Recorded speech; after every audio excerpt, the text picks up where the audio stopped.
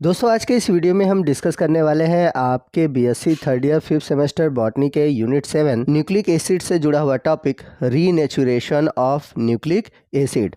तो आज के इस वीडियो में हम जानेंगे कि कैसे हम न्यूक्लिक एसिड का रीनेचुरेशन करते हैं और साथ ही साथ जानेंगे कि डीएनए के डीनेचुरेशन और रीनेचुरेशन में क्या डिफरेंस है। तो जैसा कि मैंने प्रीवियस वीडियो में आपको बताया था कि डीएनए के दो स्ट्रैंड के बीच हाइड्रोजन बॉन्ड पाया जाता है और जब हम उन दोनों हाइड्रोजन बॉन्ड को ब्रेक कर देते हैं तो उसको ब्रेक करने से डीएनए के दोनों स्ट्रैंड अलग हो जाते हैं और इस प्रोसेस को हम बोलते हैं डीएनए का डीनेचुरेशन, जैसा कि आप यहाँ पर फिगर में देख सकते हैं।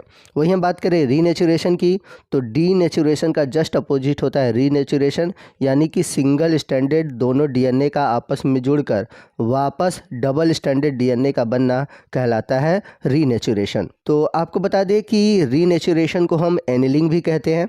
तो हम रीनेचुरेशन को कैसे डिफाइन कर सकते हैं आपको बता देता हूँ।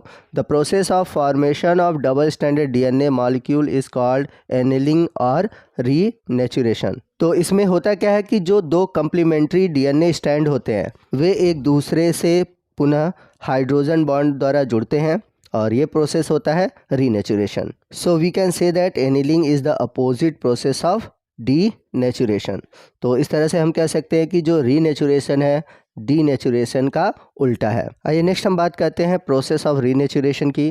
तो जैसा कि हमने देखा था कि डीनेचुरेशन में तीन मोस्ट इंपॉर्टेंट फैक्टर इन्वॉल्व थे। पहला था मेल्टिंग टेम्परेचर, दूसरा था हाई पीएच वैल्यू और तीसरा था केमिकल एजेंट। तो यदि हम क्या करें कि जो मेल्टिंग टेम्परेचर है, जैसा कि हमने प्रीवियस वीडियो में पढ़ा था, और जिन स्टूडेंट ने हमारा प्रीवियस वीडियो नहीं देखा है डीनेचुरेशन का वो प्लीज़ देख लें, तभी उनको रीनेचुरेशन अच्छे से समझ में आएगा। तो जैसा कि मैंने बताया था कि जो मेल्टिंग टेम्परेचर होता है वो ऐसा टेम्परेचर होता है जिस पे कि डीएनए के जो डबल स्ट्रैंडेड डीएनए है वो सिंगल स्ट्रैंडेड डीएनए में बदल जाते हैं। उसी के साथ हम पीएच वैल्यू की बात करें, हायर पीएच वैल्यू लेना है, यानी कि 11.3 से अगर हम अधिक पीएच लेते हैं तो वहाँ पर डीएनए का क्या हो जाता है, डीनेचुरेशन होता है। वहीं केमिकल एजेंट की बात करें तो केमिकल एजेंट के रूप में हमने यूरिया, फॉर्मेल्डिहाइड इनका यूज़ किया था। तो अगर इन्हीं कंडीशन को हम उल्टा कर दें, यानी कि जो मेल्टिंग टेम्परेचर है उसको हम कम कर दें, जो हायर पीएच वैल्यू है उसको कम कर दें, और जो केमिकल एजेंट है उनका जो कंसंट्रेशन है अगर हम उसको ऑप्टिमम ले लेते हैं, तो यहाँ पर जो डीएनए का डीनेचुरेशन हो रहा था वो डीनेचुरेशन नहीं होगा, वापस डीएनए का रीनेचुरेशन होगा, यानी कि डबल स्ट्रैंडेड डीएनए का फॉर्मेशन होगा दो सिंगल स्ट्रैंडेड डीएनए से।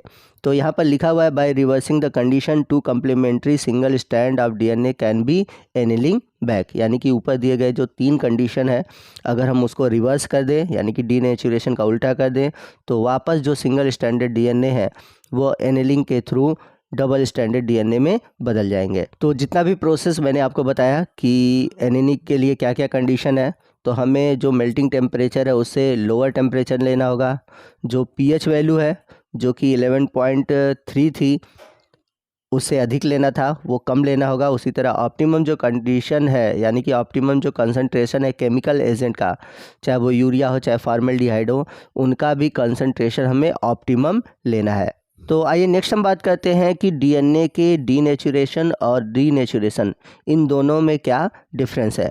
तो चलते हैं पहले डिफरेंस की ओर। तो अगर हम बात करें डीनेचुरेशन ऑफ डीएनए की, तो इसमें जैसा कि हमने देखा कि डबल स्ट्रैंडेड डीएनए को कन्वर्ट किया जाता है सिंगल स्ट्रैंडेड डीएनए में। वहीं हम बात करें रीनेचुरेशन की, तो रीनेचुरेशन डीनेचुरेशन का जस्ट अपोजिट है, यानी कि इसमें जो डीनेचर्ड सिंगल स्ट्रैंडेड डीएनए है उनको वापस हम डबल स्ट्रैंडेड डीएनए में बदलते हैं। सेकंड डिफरेंस है कि जैसा कि मैंने बताया था कि डीनेचुरेशन के लिए एक मेल्टिंग टेम्परेचर की ज़रूरत पड़ती है, यानी कि हायर टेम्परेचर की ज़रूरत पड़ती है। तो जब हम डीएनए को हायर टेम्परेचर देते हैं तो उस टेम्परेचर पर डीएनए का डीनेचुरेशन हो जाता है, यानी कि हायर टेम्परेचर पर double stranded DNA single stranded DNA में बदल जाता है। वहीं हम बात करें रीनेचुरेशन की, तो रीनेचुरेशन में हम क्या करते हैं, जो सिंगल स्ट्रैंडेड डीएनए है उनको ठंडा करते हैं, यानी कि हम यहाँ पर कूलिंग का काम करते हैं। तो जब हम रीनेचुरेशन के लिए लो टेम्परेचर यूज़ करते हैं तो वहाँ पर सिंगल स्ट्रैंडेड 2 डीएनए आपस में जुड़कर डबल स्ट्रैंडेड डीएनए में बदल जाते हैं।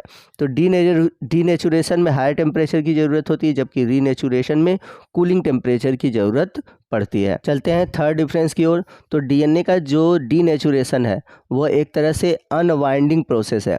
अनवाइंडिंग में होता क्या है कि डीएनए का जो डबल स्ट्रैंडेड है वो सिंगल स्ट्रैंडेड में बदल जाता है, जबकि रीनेचुरेशन क्या है, रीवाइंडिंग प्रोसेस है, जिसमें कि single stranded DNA double stranded DNA में बदल जाते हैं। वही हम बात करें डीनेचुरेशन के फोर्थ डिफरेंस की ओर।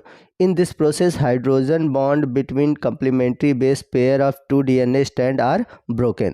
तो डीनेचुरेशन में क्या होता है कि जो 2 स्ट्रैंड है डीएनए के, उनके बीच जो पाए जाने वाली हाइड्रोजन बॉन्ड है वो ब्रेक हो जाती है। जबकि वहीं बात करें हम रीनेचुरेशन की, there is a formation of hydrogen bond between complementary base pair of 2 strand to form double strand.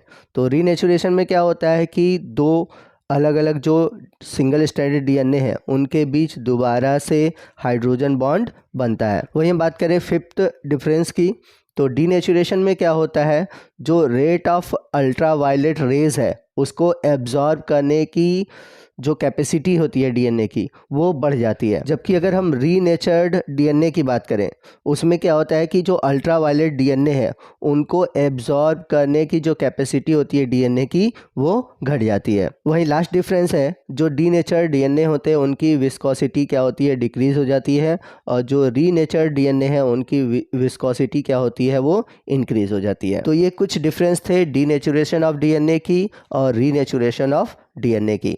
तो दोस्तों इसी के साथ हमारा आज का ये वीडियो खत्म होता है। आपको आज का ये वीडियो कैसा लगा कमेंट करके ज़रूर बताइएगा। वीडियो अच्छा लगा हो तो वीडियो को लाइक और शेयर करना मत भूलिएगा, और कोई भी डाउट है आप हमसे कमेंट करके पूछ सकते हैं। तो आपको बता दें कि जो हमारा 99 रुपीज़ का जो सब्सक्रिप्शन था, आप में से बहुत लोगों ने नहीं लिया है, तो वो प्लीज़ जल्द से जल्द ले लें, क्योंकि इसके जो रेट है वो आने वाले समय में बढ़ने वाले हैं। तो 99 रुपीज़ में आपको मिलने वाले क्या है चीज़ें, आपको फैसिलिटी क्या मिलेगी, तो आपके सिलेबस से जो रिलेटेड वीडियो हैं वो मिलेंगे, साथ ही साथ वीडियो के जो या फिर कह सकते हैं जो नोट्स के पीडीएफ है वो प्रोवाइड कराए जाएंगे। इसी के साथ साथ आपको जो पेपर है वो सॉल्व करने को मिलेंगे, और आने वाले दिनों में मैं आपको आपके सिलेबस से रिलेटेड जो टॉपिक है उन पे क्वेश्चन आंसर, एमसीक्यू, ये सभी चीज़ें प्रोवाइड कराऊंगा, ताकि जो आपके एग्ज़ाम से रिलेटेड डाउट्स हैं या फिर एग्ज़ाम से रिलेटेड जो डर है वो ख़त्म हो जाए। और यदि जो हमारा सब्सक्रिप्शन लेते हैं उनको कुछ भी क्वेश्चन पूछना है या कोई भी प्रॉब्लम रहती है आपके सेमेस्टर वाइज, तो वो भी प्रॉब्लम सॉल्व की जाती है। तो आप जल्द से जल्द जो हमारा ₹99 का सब्सक्रिप्शन है उसको ले लें। वहीं कुछ हमारे जो व्यूवर्स हैं उन्होंने बोला है कि सर आप 5th सेमेस्टर का जूलॉजी स्टार्ट कीजिए। तो 5th सेमेस्टर का जूलॉजी स्टार्ट करने को तो मैं स्टार्ट कर दूंगा, लेकिन मैं यहाँ पर आपको बता दूं कि मैं पूरा टॉपिक कवर नहीं कर पाऊँगा। तो इसलिए आने वाले दिनों में हो सकता है मैं जूलॉजी से रिलेटेड वीडियो बनाऊं, लेकिन कंप्लीट सिलेबस मैं नहीं कराऊंगा। और जो लोग सब्सक्रिप्शन ले रहे हैं मैं उनको ये भी बता दूं कि हमारा जो ये सब्सक्रिप्शन है केवल बॉटनी के फर्स्ट पेपर का है, न कि जूलॉजी का है। तो आज के इस वीडियो में बस इतना ही। मिलते हैं अगले वीडियो में अगले टॉपिक के साथ। तब तक के लिए जय हिंद, जय भारत।